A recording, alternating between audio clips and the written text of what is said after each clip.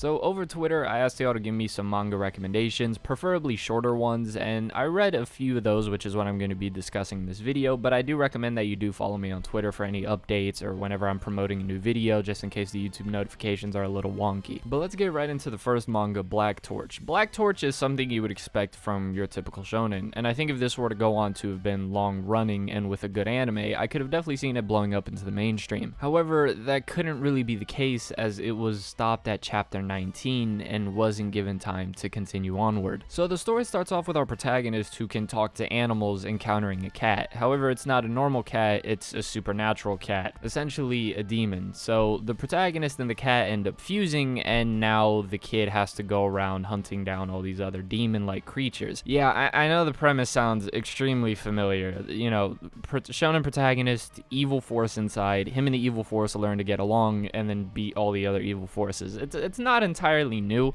and that is what I will say, is that even though I did enjoy it, and I think it's a fun read you should check out with good characters and a good cast, I think because of the fact that it is 19 chapters, it can come off as generic, as it's not really given the time to delve into those tropes and really expand them in its own way. Personally, I don't think it had as much potential to intrigue me as Phantom Seer did. However, it always is a shame to see a manga with potential get axed. I thought the artwork is phenomenal. I think the fights are really clean and smooth while reading it. And like I said, it's an enjoyable read, but when it's all said and done, you're gonna sit there wondering what could have been, and slight disappointment of what you have read. So if you are interested in checking out Black Torch, I would definitely recommend doing so, as you can kind of see the transition that I think shonen was trying to take and eventually succeeded with Jujutsu Kaisen. But of all the manga in this video, Black Torch is definitely the weakest. Now the next manga I'm going to be talking about is one that I've had on my list for a long time, because I just didn't bother reading through it. I always picked it up, dropped it, picked it up, dropped it. But ladies and gentlemen, Ajin. Now, if you don't know what Ajin is, just kind of imagine Tokyo Ghoul, because that's what I think the instant comparison is. Not entirely accurate, but whatever. So imagine Tokyo Ghoul, but with JoJo stands. Yeah, so the reason why I said the instant comparison is Tokyo Ghoul is because Ajin are these people that essentially have, like I said, these JoJo-like stands, but they're immortal. They can't really die. Like, you can do what you want to them physically, but they'll keep coming back to life. And they kind of have to live in fear due to the government and the way that society will treat them, as they're kind of treated like wanted monsters. At least that's what you see early on. However, Ajin is a thrill of a read. Once the plot picks up, it takes off completely with the introduction of an antagonist known as Sato, and Sato is a top tier antagonist. He has everything required of an antagonist that I love. He's someone that really seems to pull the strings and always push the narrative in the direction that he wants. He's brutal, he's intimidating, and it really allows for the series to keep this fast pace of intrigue as you see Sato continuing onwards on his spree of mayhem. And our protagonist is really at a crossroads of either wanting to live a civilized life or bring an end to Sato to protect the people. Seeing our protagonist Kei versus Sato and seeing how they each choose to live their life as demi-humans in a human society is really the interesting part of this manga thematically. So if you are interested in Ajin, it's around 85-86 chapters, a bit of a longer one in comparison to the last one. The next manga is written by the same author as Vinland Saga, and it's Planets. I think that's how it's pronounced, Planets. Now, Planets is only 26 chapters, and it's a story that takes place in, well, space. It's a bit of a futuristic setting where we get to see the story from different people's perspective and seeing how they all grow in this world that has now expanded beyond just Earth, exploring the vastness of the universe and what our own life really means in all of that. It's really about finding significance in the life that we have, even if it seems small in comparison to everything else, holding on to what really makes us human, and a bit of a contrast of trying to find your purpose out there when your purpose is something that you give yourself. It's truly a beautiful and immaculate read, and nothing I would expect less from the author of Vinland Saga. One of the main characters throughout the story, he goes through this interesting development, one that I think you could see later mirrored on with Thorfinn, a character who starts off as cold and brutal and a little bit lacking in humanity. and over time grows and develops humanity, finding things that give him that. The artwork in Planets I think is solid. There are some panels that really catch the eye and stay with me, and it really feels like such a long manga but condensed in such a short amount of time, as we see the characters grow up rather quickly with the time skips and leaps that do happen within the story. I really think that when you're done with it, you're gonna look back and be like, that was only 26 chapters. It genuinely feels like much longer than that. But I think there is a lot of value for Planets for anyone who reads it, so I highly recommend it. It is one of the better manga on this list. Now the next one does feel the amount of chapters that it actually is, and it's All You Need Is Die. Now this manga you might be more familiar with because of the movie, but I think the movie's called Live Die Repeat if I'm not mistaken, and I actually remember watching that movie years ago, and the movie's a bit different from the manga from what I remember. Okay, so how do I explain this? Alright, so you know how Subaru from ReZero like dies a lot, but he keeps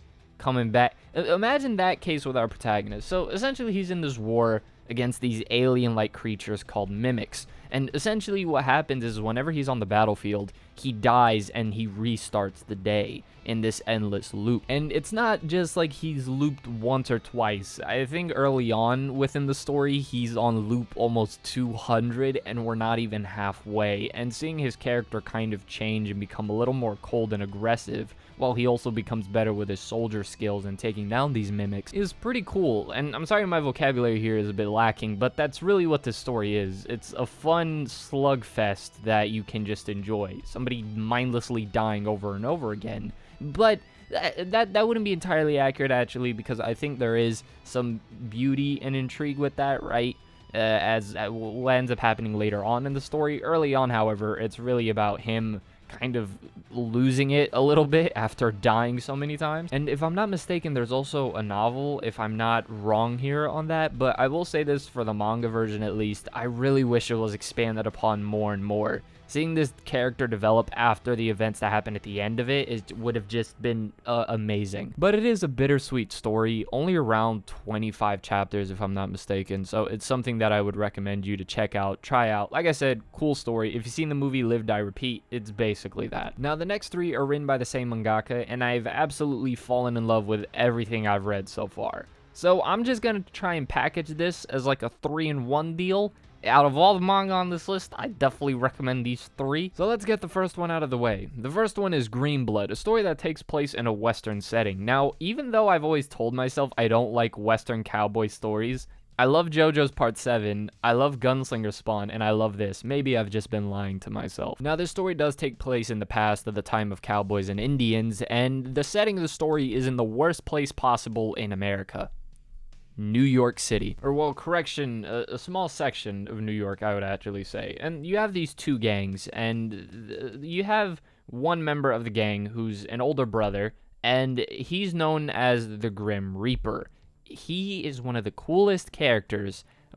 My goodness, I absolutely loved him from the moment he jumped off. He's your typical badass character with mystery behind why he does what he does. And it's done really well despite being in a shorter amount of time, only being around 50 chapters. 49 to be exact. And what keeps this character human is his love for his younger brother, as we end up finding out that their father killed their mother. So as the story progresses, they end up wanting to find vengeance against their own father. However, early on within the story, you kind of get to see more so of the setting where they live and all of the issues surrounding that, and how both of them grow as characters is great. This author has an amazing capability of building up emotional investment within characters in such a short amount of time. And the more you read manga, I feel like the more difficult that can become. So for this author to absolutely pull me in and make me fall in love with all of his stories, starting with Green Blood, is just great. But it would totally be a sin to talk about Green Blood or any of his other works without bringing up the artwork.